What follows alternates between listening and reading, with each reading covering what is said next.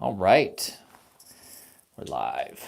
We'll see if anybody shows up. I just got about maybe 12 minutes here before my next meeting.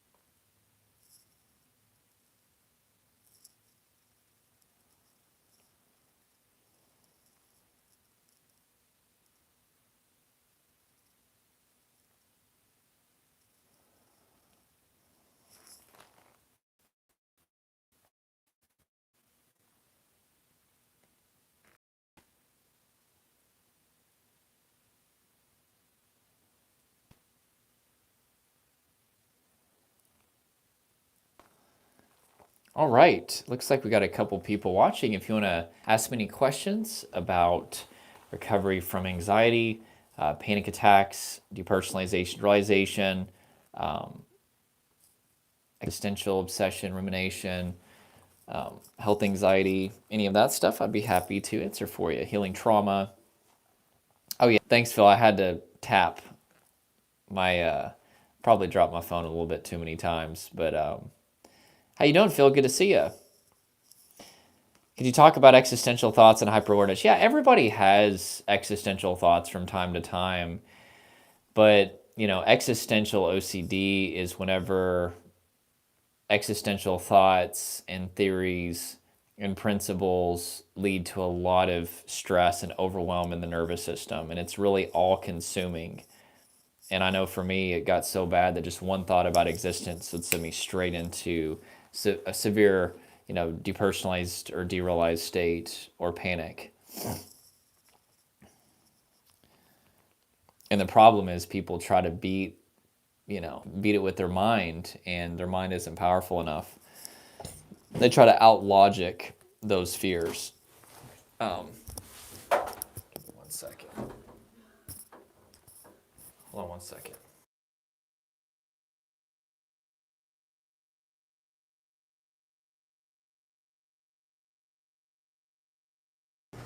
My wife just came in the garage and she's coughing quite a bit. I think she's coming down with some sickness or something. I want to make sure she was okay. Anyway, but yeah, so with existential obsession and rumination, the mistake that people make is they try to out-logic the fears, and they think that, the more that I think about this, the more that I'm going to be able to overcome it. But you got to step out of the boxing ring, so because it's not going to work. Your mind isn't powerful enough. You have to just accept that right now is not the time to be focusing on existence. I mean, everybody has an existential crisis. They lose a loved one, or they almost die, or just something happens, or they kind of come face to face with their mortality. And, they'll have a moment where they're kind of aware of kind of like the circle of life and consciousness and existence and things like that.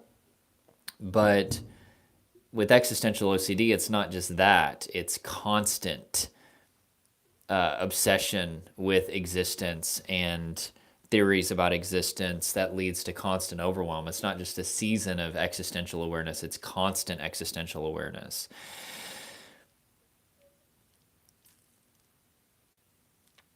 Eric Gagnon says, hey Jordan, I've suffered from anxiety, depression, and trauma.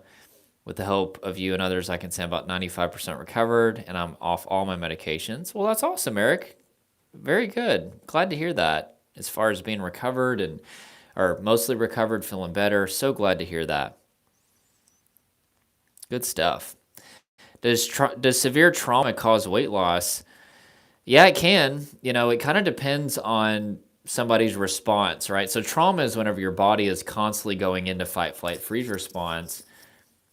And it seems like, some people, they start to lose a lot of weight, they lose their appetite, and then other people, maybe they do not have an appetite, but they use food as a way to get back into balance and feel better.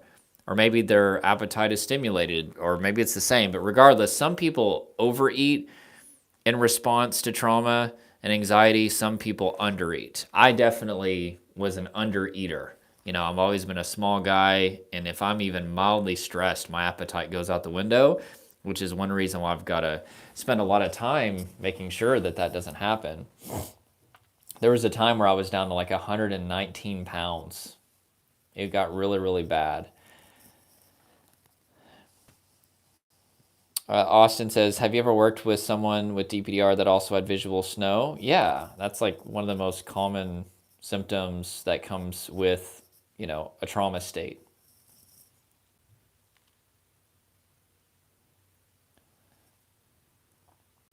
Phil G says, I definitely was going into massive panic attacks anytime I thought about what happens after this. I believe in God, but doesn't mean I've done good enough here to live in the afterlife. Well, I mean, I try not to get into religion or politics on my live stream, but I will say my personal opinion is nobody is good enough to make it to heaven. That's why I think that, you know, eternal life is a gift to be received by faith, not something that you earn through good works. But that's a whole other topic. Any change we feel whenever we recover? Great question. Yeah, so whenever you get out of fight, flight, freeze response, you'll go into something called your social engagement system. That's the part of the nervous system that comes back online whenever your brain is perceiving safety, which is called neuroception. And whenever neuroception comes back online and you're in your social engagement system, you feel connected to your body, you feel connected to your environment, you've got full access to your prefrontal cortex, your thinking brain, logical, critical, creative, contextual thinking, attentional awareness is all online. You feel safe in your environment. The world is kind of like a playground. You feel adventurous. Your personality comes back. Your emotions come back. And so whenever I'm helping people do things that are getting the symptoms to shut off, it usually starts with what's called a glimmer, where they'll have just a moment of feeling connected and more normal, and then it goes away. Because the nervous system and the brain don't reprogram all at once. It's a very slow, progressive process, unfortunately. But the key thing is we need to do things that communicate safety to the nervous system. So that's the things that I focus on, especially starting to calm the body. That's one of the number one ways to communicate safety to the nervous system. Then, of course, co-regulation is this understanding that humans heal humans. When you are working with somebody that makes you feel safe and build hope in you and can really validate your experiences, that does a lot to calm the nervous system. Jeannie says, yes, glimmers, I love those. Yes, that's...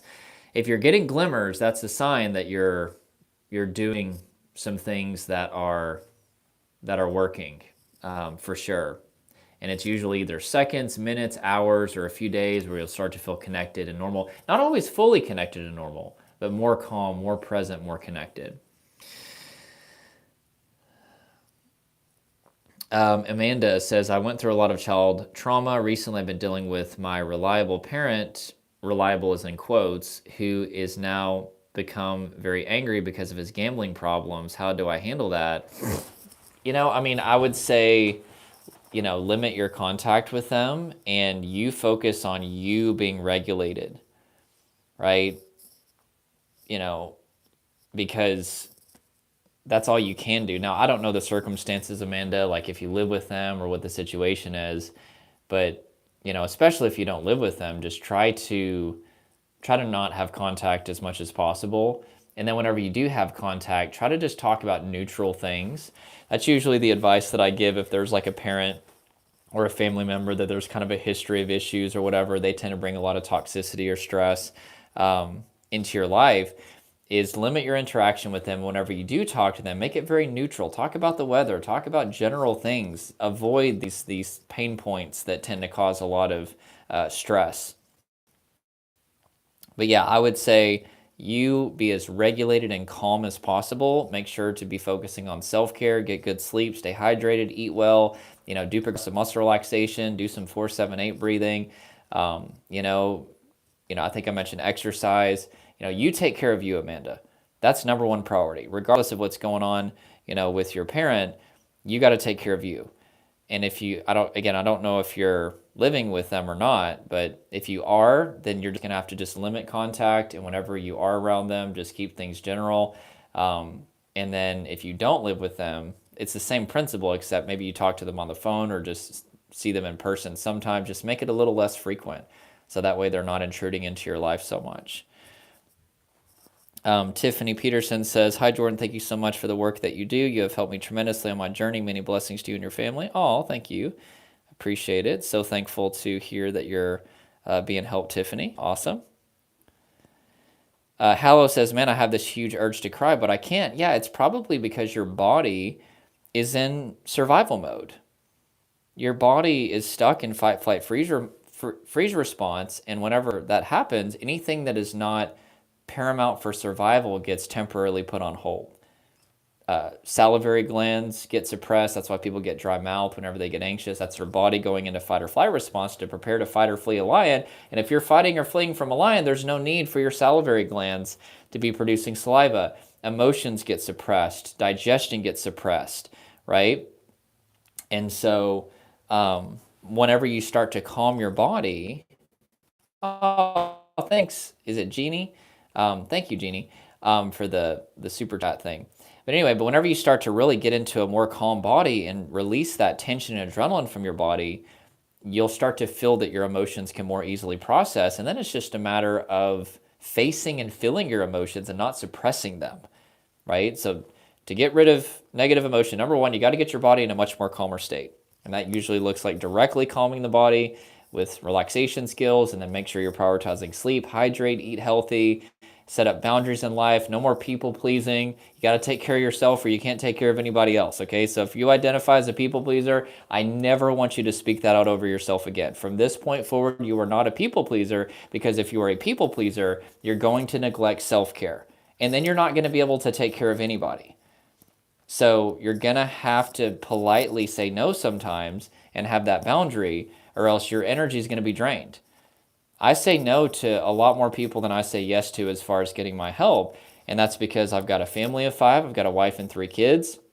I've got a team, that I manage. I've got, hundreds of people in my programs. I've got you guys to take care of and help. Like, I can't say yes to everybody, but you can do it kindly. A lot of people are afraid to have boundaries or say no because they think that it requires you to be rude. You can be kindly assertive. You can communicate your boundaries in a kind way. You can be like, hey, I call it the sandwich method. You say one positive, and then you say one opportunity for growth, and then you say one positive.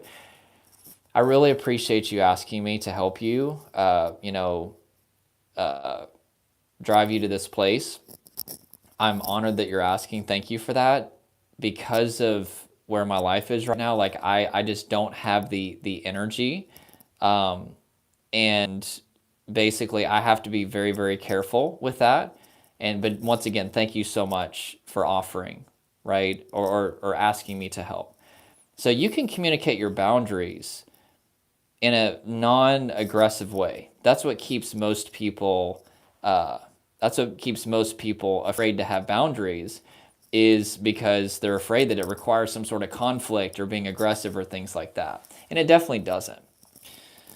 So take care of yourself, okay? I do have to go here in just a second, guys. Your Elvis quiff is looking good, man. You know what I'm saying? Her lip, is that Elvis? Anyway. My grandpa actually saw Elvis one time. He was at a gas station, which maybe this is just like a fish story or something. But he said he pulled up to a gas station and Elvis was driving through or whatever. And all these girls ran up to the car. So pretty crazy. It's funny. The other day somebody said that I looked like Johnny Bravo or something like that. And I looked him up. He's really buff, man. But I don't think that's the comparison they were making. I think it was just the hair. Anyway. Ruckus Show says, I have an eye exam today, though, just to make sure everything is fine, though. They told me last time I was there not too long ago that my eyes were fine and healthy. Yeah, so, I mean, if you're having visual disturbances like light sensitivity, visual sensory overload, eye floaters, visual snow, static dots, blurred vision, double vision, those definitely can be symptoms of just natural anxiety. But it's always like required. Like it's a requirement. You have to do this. You have to go see an optometrist, okay? Super important to get any sort of organic eye issues ruled out. I'll be honest with you though, I mean, after working with thousands of people, I rarely ever see anybody have any organic eye issues. Every now and then, but it's so rare. Jeannie says, I do self-regulation exercise, but it doesn't immediately put me back in my body. Well, yeah, because your brain perceives threat around being embodied. You've been disembodied and living in your head for so long, and your body has been bombarded with so many negative physical sensations that it's going to be a war at first. You know, whenever I'm helping my clients get back in their body, whether it's progressive muscle relaxation, trauma-informed yoga, whatever we do, you know, at first they're going to come into their body and then they're just going to go back into their head, back into their head, back into their head. And that's because it's uncomfortable to be embodied. But as you start to have safe experiences in your body, eventually your body will become your safe place again. And it'll be a lot easier.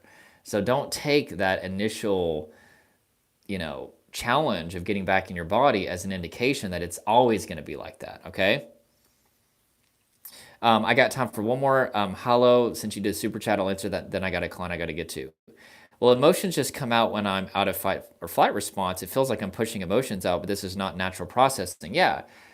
So if your body is out of fight or flight response, then that will authorize your emotions to finally process. And then it's just a matter of not suppressing them. You just have to fully face them and feel them in a safe way.